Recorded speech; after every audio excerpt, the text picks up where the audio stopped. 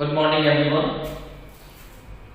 फिर से हम लोग एक बार class 7 subject geography chapter 1 our environment हम लोग पार्ट 2 वीडियो आज देखेंगे। पिछले वीडियो में आपने देखा होगा कि हमने आपको बताया था कि हमारा एनवायरनमेंट क्या होता है, एनवायरनमेंट के कितने कंपोनेंट्स होते हैं। उसके बाद मैंने बताया था कि एनवायरनमेंट के कितने डोमेन्स होते हैं, जैसे कि lithosphere, hydrosphere, atmosphere and biosphere. ये सारे स्फीयर्स के बारे में हम लोगों ने जाना था। आज हम लोग जानेंगे कि इकोसिस्टम क्या होता है, इकोलॉजिकल बैलेंस किसको बोलते हैं, ह्यूमन एनवायरनमेंट क्या होता है, ह्यूमन का इंटरेक्शन अपने एनवायरनमेंट के साथ कैसे होता है, और एनवायरमेंटल पोल्यूशन क्या होता है। आज हम इसके बारे में जानेंगे। तो आइए शुरू करते हैं। Let's start. The first one is ecosystem. What is ecosystem? तो all districts zone in the biosphere with their own physical and biological environment are together make ecosystem. That means जितने सारे हमारे बायोस्फीयर के फिजिकल और उसको क्या बोलते हैं, फिजिकल और बायोस्फीयर के फिजिकल एंड बायोलॉजिकल जितने सारे एनवायरनमेंट हैं उन सबको अगर एक साथ मिलाते हैं, फिजिकल और बायोलॉजिकल एनवायरनमेंट को अगर एक साथ मिला देते हैं तो हमारा बनता है इकोसिस्टम। दैट मीन्स हमारे एनवायरनमेंट में living thing and non living thing दोनों होते हैं, बायोटिक है ना बायोटिक दोनों होते हैं। तो बायोटिक और अबायोटिक के बीच का जो इंटरेक्शन होता है वो एक साथ अगर रखें तो वो इकोसिस्टम हो जाता है। अब यहाँ हमको पढ़ना है कि इकोसिस्टम और इकोलॉजिकल बैलेंस दोनों में डिफरेंस क्या है। इकोसिस्टम मतलब एवरीथिंग अराउंड अस, जो हमारा एनवायरनमेंट है जिसमें फिजिकल भी है बायोलॉजिकल भी है, ये सारा एक साथ मिलके बनता है इकोसिस्टम। लेकिन इस इकोसिस्टम में जितने सारे कंपोनेंट्स हैं इकोसिस्टम के, वो सभी एक दूसरे से इंटरैक्ट करते हैं और ये सारा इंटरेक्शन जो होता है वो एक बैलेंस रूप में होता है। और ये जो बैलेंस होता है, एक दूसरे से इंटरेक्शन में जो बैलेंस होता है, उनके एनर्जी का बैलेंस, उनके रिसोर्सेज का बैलेंस, उनके एक दूसरे से जैसे इकोसिस्टम में जैसे ह्यूमन बीइंग भी आता है, नेचर भी आता है। नेचर में जैसे कि प्लांट ले लिए तो प्लांट का जो नंबर ऑफ प्लांट्स जितने सारे होंगे हमारे इकोसिस्टम में, उसके हिसाब से number of people, number of human being कितने होते हैं, तो उसके हिसाब से ये दोनों में एक बैलेंस बना हुआ है। अगर कोई भी एक चीज ज्यादा हो जाता है या कोई एक चीज कम हो जाता है तो ये अनबैलेंस हो जाता है। इसलिए ये जो हमारा इकोसिस्टम है, इस इकोसिस्टम में एक तरह का ह्यूमन बीइंग और नेचर के बीच यानी बायोटिक और बायोटिक के बीच और नेचुरल चीज बायोटिक चीजें हैं, अबायोटिक चीजें हैं, ह्यूमन बीइंग्स है, इन सब के बीच एक बैलेंस बना हुआ है जिसको हम लोग इकोलॉजिकल बैलेंस के नाम से जानते हैं। इकोसिस्टम क्या होता है, इकोलॉजिकल बैलेंस क्या होता है, ये हम समझ लिए। इकोसिस्टम मतलब the relation between human being and nature, ये क्या है हमारा ecosystem. The interaction between human being and nature, interaction between our surroundings, ये जो है वो इकोसिस्टम बनाता है। और दूसरा है इकोलॉजिकल बैलेंस। तो हम सभी अपने इकोलॉजी में, हमारा जो इकोसिस्टम है उसमें हम सभी एक बैलेंस रूप में रहते हैं और ये अगर थोड़ा कम ज्यादा हो जाता है तो ये अनबैलेंस हो जाता है, तो जिसको हम लोग इकोलॉजिकल बैलेंस कहते हैं। ठीक है, अब हम आते हैं कि इकोलॉजिकल बैलेंस और इकोसिस्टम की अगर हम बात करते हैं तो इकोसिस्टम अलग अलग जगह का अपना अपना इकोसिस्टम हो सकता है, डिफरेंट इकोसिस्टम्स हो सकते हैं।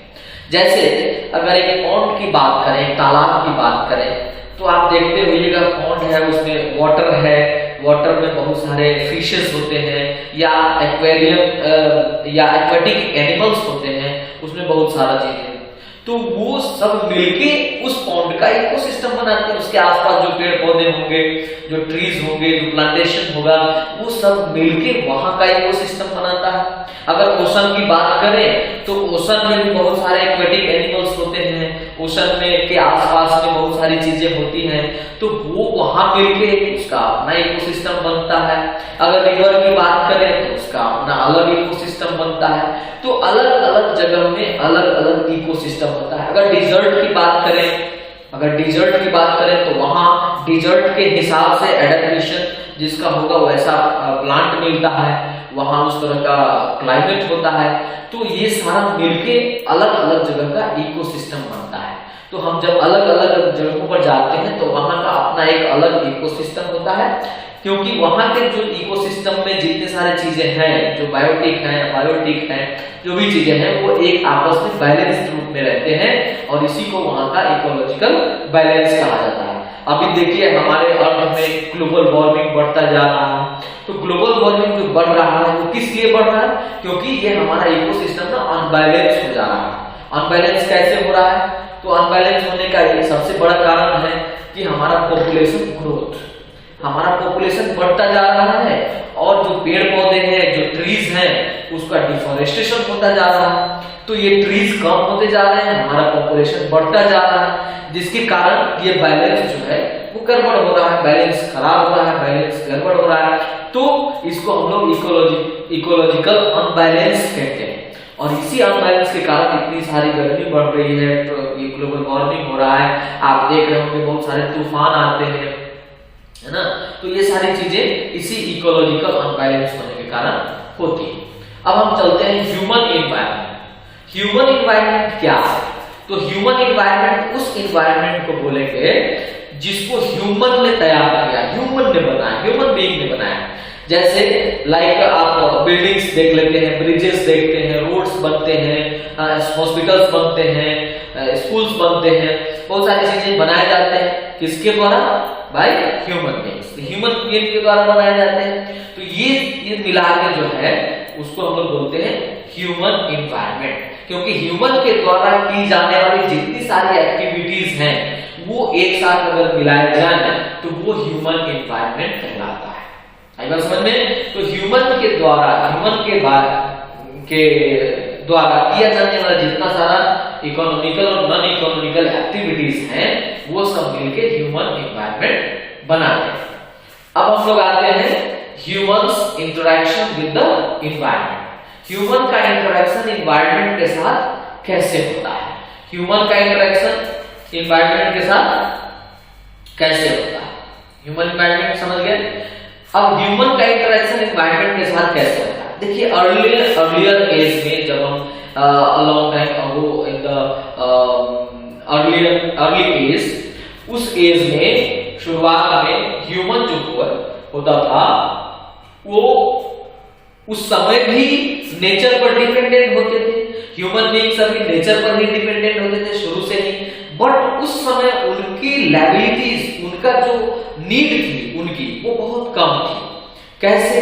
तो उस समय भी वो डिपेंडेंट तो थे ही नेचर पर, बट नेचर से वो बहुत कम लेते थे क्योंकि उनकी एक्सपेक्टेशंस कम थी, उनके नीड कम थे, तो वो नेचर से कम लेते थे। जैसे पहले अर्ली ह्यूमन जो थे वो केव्स में रहते थे, केव्स में यानी कि मांग में रहते थे, ठीक है। तो केव्स में रहते थे जिसके कारण उनको बिल्डिंग बनाने की जरूरत नहीं पड़ती थी, और बिल्डिंग बनाने की जरूरत नहीं पड़ती थी तो उनको इतने सारे रॉ मटेरियल की जरूरत भी नहीं पड़ती थी, रिसोर्सेज की जरूरत नहीं पड़ती थी, है ना। उस समय के लोग कंदमूल खाते थे, फल वगैरह खाते थे या शिकार करते थे, जानवरों को मार के खाते थे, तो उनको एग्रीकल्चर करने की जरूरत नहीं होती थी।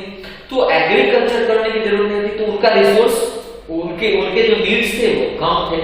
धीरे धीरे हम लोग डेवलप करते चले गए, फिर एग्रीकल्चर करते चले गए, फिर उसके बाद एक जगह से अगर दूसरे जगह पहले के लोगों को जाना होता था तो वो जानवरों का इस्तेमाल करते थे, एनिमल्स का इस्तेमाल करते थे। हाँ, तो मैं बोल रहा था कि ह्यूमन इंटरेक्शन जो है, पहले भी ह्यूमन होते थे, उनको उतनी आवश्यकता नहीं थी, उनको घर की आवश्यकता नहीं थी। लेकिन जैसे जैसे हम लोग डेवलप होते चले गए, हमको हाउसेस की नीड होने लगी, तो हम लोग बिल्डिंगें बनाना शुरू किए, उसके लिए ब्रिक्स बनाना शुरू किया, उसके लिए सीमेंट बनाना शुरू किया, उसके लिए है ना रॉड की आवश्यकता हुई तो रॉड को यूज करना शुरू किया। तो इस तरह से हम लोग धीरे धीरे जैसे जैसे हम बढ़ते गए, हमारा पॉपुलेशन बढ़ता गया, हम डेवलप करते चले गए, वैसे वैसे डिमांड बढ़ता गया और हम उस तरह से अपने डिमांड को फुलफिल करने के लिए, अपने नीड को फुलफिल करने के लिए रिसोर्सेज का एक्सप्लॉयटेशन करना शुरू कर दिया। तो जिसके कारण क्या हुआ कि हमारे कारण ह्यूमन बीइंग के कारण, due to human being, due to the greed of human being, हमारा इकोसिस्टम क्या हो गया, अनबैलेंस हो गया। अब तो हमको क्या करना चाहिए, इस इकोसिस्टम को हमको कंट्रोल करने की आवश्यकता है, it should be. And last में है एनवायरमेंटल पोल्यूशन। एनवायरमेंटल पोल्यूशन क्या है, तो हमारा population day by day increase कर रहा है, और हम जितने ज्यादा पॉपुलेशन हमारा इंक्रीज हो रहा है, तो वो पॉपुलेशन इंक्रीज होने का रिजल्टेंट क्या हो रहा है कि हमारा जब पॉपुलेशन इंक्रीज होगा तो उतना ज्यादा हमको नीड होगी, उतने ज्यादा चीजों की आवश्यकता होगी, और जब नीड होगी तो डिमांड होगा, डिमांड होगा तो प्रोडक्शन होगा, प्रोडक्शन होगा तो लोग उसको प्रोड्यूस करेंगे, तो जब प्रोडक्शन होगा तो उसके लिए फिर रॉ मटेरियल चाहिए, और रॉ मटेरियल की आवश्यकता कहाँ से फुलफिल होगी, तो हमारे अपने सराउंडिंग से, हमारे नेचर से, हमारे इकोसिस्टम से, और इकोसिस्टम का एक्सप्लॉयटेशन होगा, और जब इकोसिस्टम का एक्सप्लॉयटेशन होगा तो हमारा इकोसिस्टम अनबैलेंस हो जाएगा। तो हम अभी क्या चाहिए, we should keep our ecosystem safe. हम लोगों को अपना इकोसिस्टम सेफ करना है, हम लोगों को अपने नीड को फुलफिल करना है, अपने ग्रीड को फुलफिल नहीं करना है। ये दो वर्ड्स है, एक नीड और एक ग्रीड। नीड का मतलब होता है कि हमको जितनी आवश्यकता है हम उतनी ही हमको चाहिए, और ग्रीड का मतलब है कि आवश्यकता नहीं है फिर भी हमको चाहिए, तो वो ग्रीड हो गया। So we have a lot of resource to fulfil our needs, but we don't have resource to fulfil our greed. It is said by Mahatma Gandhi. तो हमारे पास अपने नीड को फुलफिल करने के लिए तो रिसोर्स है, लेकिन अपने ग्रीड को फुलफिल करने के लिए रिसोर्स नहीं है। तो इसलिए हम लोग को क्या करना चाहिए, तो we should save, we should conserve our resources, we should save our resources to fulfil our needs. Thank you.